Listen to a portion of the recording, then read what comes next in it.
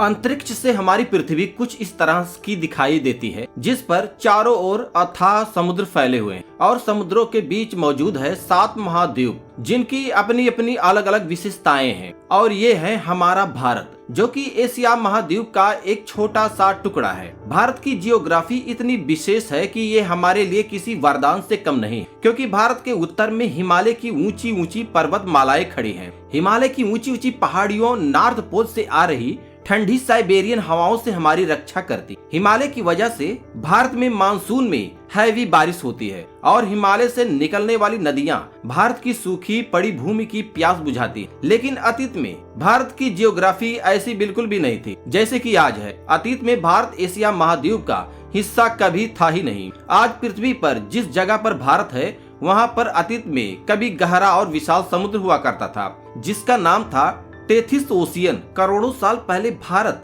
समुद्र में तैरता हुआ एक आइलैंड था, जो कि चारों ओर से पानी से घिरा हुआ था, जो कि तेजी से एशिया महाद्वीप की ओर बढ़ता जा रहा था और भारत का लैंडमास टेथिस सी को खत्म करता जा रहा था।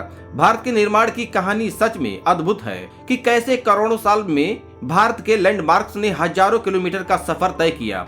पृथ्वी की वो कौन सी शक्तियां हैं जिन्होंने भारत का निर्माण किया। नमस्कार दोस्तों हमारे यूट्यूब चैनल में आप सबका बहुत बहुत स्वागत है। भारत के बनने की कहानी आज से 20 करोड़ साल पहले शुरू होती है। आज धरती पर जितने भी कॉन्टिनेंट्स मौजूद हैं, Asia, Africa, north America, south America, Antarctica, Europe और ऑस्ट्रेलिया, यह सभी कॉन्टिनेंट्स आज से करीब 20 करोड़ साल पहले आपस में जुड़े हुए थे। उस समय धरती पर सिर्फ एक ही कॉन्टिनेंट मौजूद था, पेंजिया। और आज दिखाई देने वाले 7 महाद्वीप पेंजिया कॉन्टिनेंट में कुछ इस प्रकार से जुड़े हुए थे, जिसमें आप अपने भारत को भी देख सकते हो। इस समय पेंजिया सुपर कॉन्टिनेंट पर अलग अलग प्रजातियों के जीवों का राज चल रहा था। ये वो दौर था जब डायनासोर धरती पर इवॉल्व होने लगे थे और पेंजिया सुपर कॉन्टिनेंट पर इधर उधर फैले हुए थे। पेंजिया सुपर कॉन्टिनेंट इतना बड़ा था कि इस पर दूर दूर तक फैली जमीन इस कॉन्टिनेंट के क्लाइमेट पर बहुत ज्यादा असर डालती थी। पेंजिया सुपर कॉन्टिनेंट की दुनिया आज से बिल्कुल अलग थी। पेंजिया कॉन्टिनेंट के जो हिस्से समुद्र से सटे हुए थे,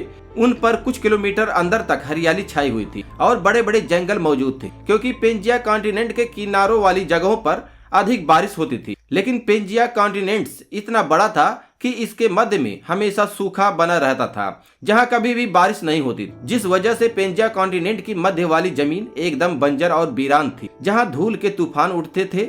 आज से करीब 20 करोड़ साल पहले ये पेंजिया सुपर कॉन्टिनेंट 2 बड़े भागों में टूटने लगा, जिससे 2 नए सब कॉन्टिनेंट्स का निर्माण हुआ। पहला सब कॉन्टिनेंट बना लॉरेशिया, जिसमें से आगे चलकर एशिया, यूरोप और नॉर्थ